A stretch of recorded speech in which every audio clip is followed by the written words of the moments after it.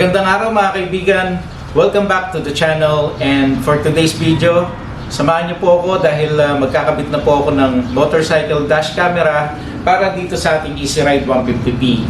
So mamaya, unbox po natin itong napili kong dash camera at tignan natin ano ba yung itsura ng kanyang monitor, ganoon din ng kanyang mga cameras. And tignan natin saan pa magandang ilagay yung kanyang monitor dito sa aking motorsiklo, as well saan pa magandang i-position yung kanyang front at saka yung kanyang rear camera. So wag na po natin patagalin, samahan niyo po ako, unbox natin to. Nabili ko po ito sa Lazada, and again ilalagay ko yung link nito sa description box. Nagustuhan ko to dahil ang requirements ko para sa motorcycle dash camera ay dapat waterproof siya. So ito po waterproof. Unlike po kasi nung ibang nakikita ko na kailangan itago mo siya doon sa ilalim ng upuan or doon sa compartment dahil nga sa hindi sila waterproof, bawal mabasa.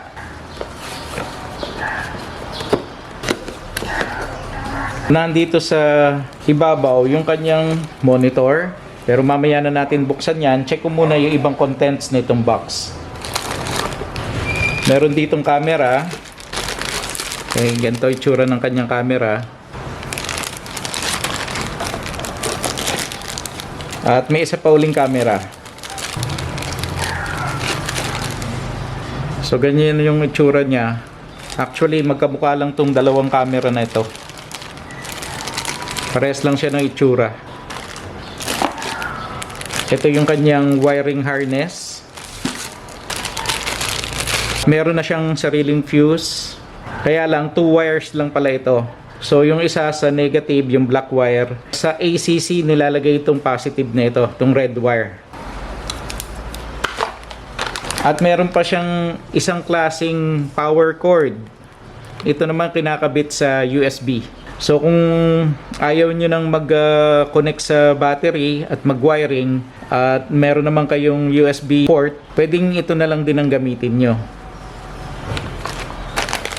Tapos meron siya ritong switch. So yung function nito sa tingin ko katulad din ng function na nasa monitor. Kaya lang kumbaga ito pwede mong ilagay malapit sa handle switch para yung accessibility mo mabilis mo siyang mapipindot. Ito naman yung kanyang mounting bracket. Clamp type. Meron siya ritong manual. Tapos meron siyang kasamang ilang pirasong cable ties as well as yung kanyang mga hardware. So check na natin yung kanyang monitor. Nabasa ko parang 2 inches lang yung monitor na ito. Tapos ito yung kanyang mga connections. May label naman bawat isa. Meron siyang ilang buttons dito, on and off, up and down. So selector yan. Tapos itong isa na to, siguro yan yung kanyang menu. Diyan natin makikita siguro yung mga settings. Sa likod, meron ditong parang reset button. Tapos may mga butas dyan, siguro mga mic yan. Tapos may dalawa siyang LED. Dito sa side na ito, nahandito nilalagay yung kanyang SD card. So yung capacity pala nito ay up to 32 GB lang. At bumili rin ako ng SD card. So ito yung nabili ko. Mura lang to, nakuha ko lang din to sa Lazada. And ilalagay ko rin yung link nito sa description box. So ngayon na napakita ko na sa inyo yung ating dashcam, pakita ko naman kung saan sa tingin ko ang pinakamagandang location na ilagay itong mga ito. Para sa akin, ang nakikita kong pinakamagandang location na paglagyan nitong monitor ay dito sa cellphone holder na kinabit ko. Kumbaga ganito magiging itsura niya. Kalagay siya dyan. At ganun din, yung gantong klaseng mga bracket niya, parang hindi ko type gamitin. Kasi nga, napakanipis. Pagka ito'y nasagi, mapuputol agad. So, papalitan ko ito. Bali, ito yung gagamitin ko sa kanya. Ito, hindi ko to binili dahil sumobra lang ito doon sa binigay sa akin ng Knob site. Diba, nagkabit ako rito ng Cyber One. So, extra bracket lang ito. Tuturnilyo ko na lang yan pa ganyan. Para naman dito sa kanyang mga camera, dito ko na lang din ikakabit sa kanyang cellphone holder. Ilalagay ko na lang yan ng paganyan. Yan, nakaganyan. At para makabit yan, baka tatalian ko na lang ng mga cable ties. Tapos dito sa likod, diretsuin ko na lang tong plate na to. Lalagyan ko ng magandang klaseng double adhesive para maidikit ko dito sa likod nito. Yung wire niya, nakatago rin kasi pwedeng pumasok dun sa loob yan eh. Dire-diretso na dito sa loob ng pairings natin. Bago ko alisin itong metal bracket na ito as well as itong plastic cover, ay bubutasan ko na rin yan. Kasi nga yung cable para dito sa ating monitor, plano ko dito siya papasukin para at least hindi siya nakalaylay sa labas or hindi siya kita sa labas. Lalagyan ko na lang ng mga cable gland para hindi naman siya pasukin din ng tubig. So gawin ko na muna to.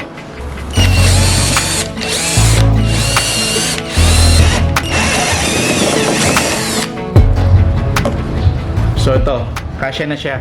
So ngayon po, sisimulan ko yung pag-i-install dito sa ating wiring harness. At katulad po nung nasabi ko sa inyo kanina, dalawa lang ang wire nitong wiring harness niya. Meron lang siyang black at saka red wire. So usually, ang pagkakabit po nito, yung black, kakabit mo lang sa negative terminal ng battery or sa body ground. Tapos ito namang red wire, kakabit mo sa ACC. Pero sa akin kasi, alam nyo naman na nagkabit ako dito ng power distribution panel board wherein gusto ko nakacentralize lahat ng wiring ng aking accessories. Kumbaga, gusto ko dito siya lahat dadaan. So ang gagawin ko rito ay lalagyan ko na lang po ito ng relay para at least yung power po nito ay manggagaling pa rin dito sa aking power distribution panel board. Ito, tapos ko nang gawin yung ating wiring harness. Tapos yung kanyang positive at negative na i-connect ko na rin dito sa ating power distribution panel board at nilagay ko siya dito sa ilalim na slot. Lalagyan ko lang siya ng 5 amperes na fuse. So ikabit ko na itong fuse niya. Tapos cover ko na rin. Next, ang gagawin ko naman, tanggalin ko muna yung top box, itong upuan. So ito, tapos ko nang tanggalin, open na siya ngayon, kaya yung cable ng rear camera, madali ko nang ilatag dyan sa loob para mailabas ko dito sa harap. Ganun din, dito naman sa likod kung saan ko ilalagay yung camera natin. Natanggal ko na rin yung cover niya rito, may cover kasi yan dito sa loob. Kaya butas na ngayon dyan yan, madali ko na maipapasok yung cable ng ating camera.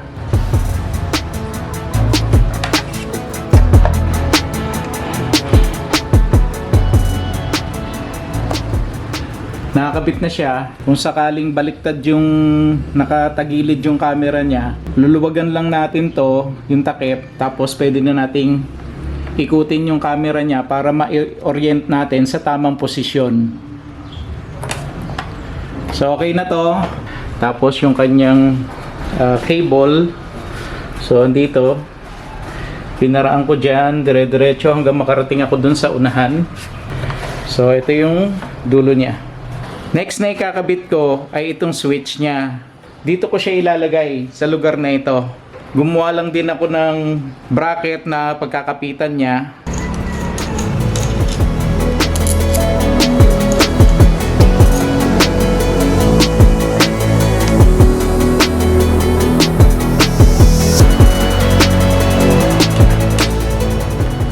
So okay na to.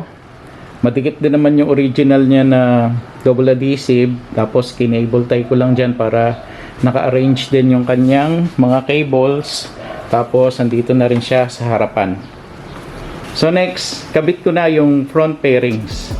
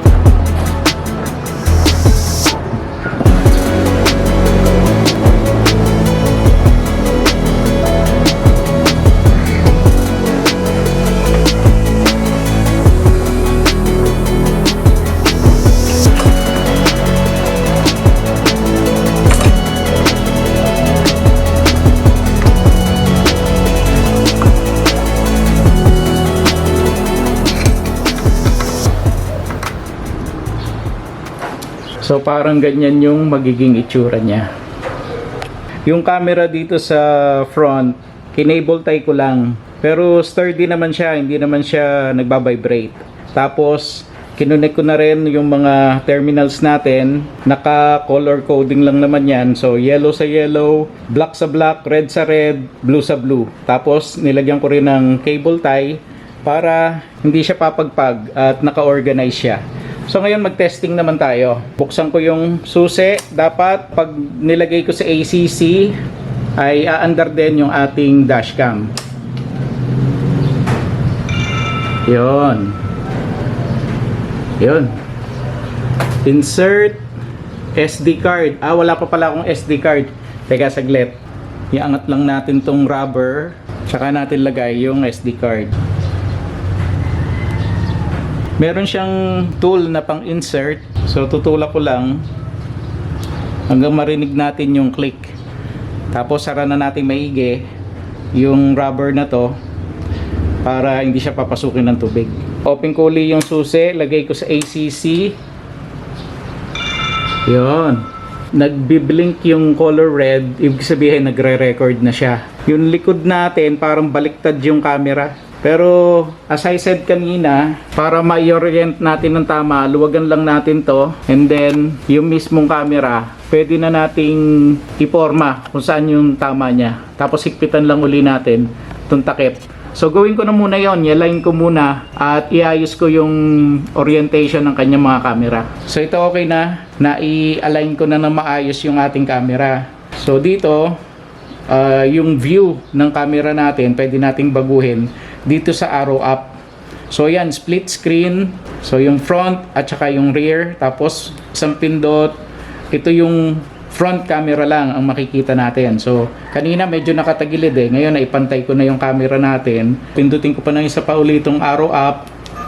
Yan naman yung back camera. Yung red naman na ilaw, ibig sabihin niya nagcha-charge. So pwedeng mawala yan pagka full charge na yung battery na itong ating dashcam. Tapos yung blue, so pagka nagbi-blink yung pula na yon, tapos itong blue na to, nagre-record yung ating dash camera.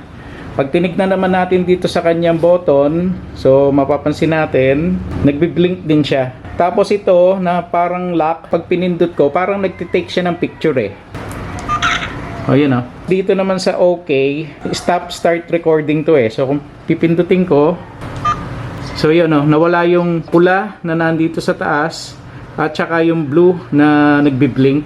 Assembling ko na muna lahat Tapos te-testing ko yung camera niya sa day, ganun din sa night. Tapos tignan natin kung malinaw ba siya. Ito yung video quality niya sa daytime. At sa tingin ko, hindi 1080p yung resolution nito as described dun sa kanyang specification. Definitely nasa 720p or lower yung kanyang resolution.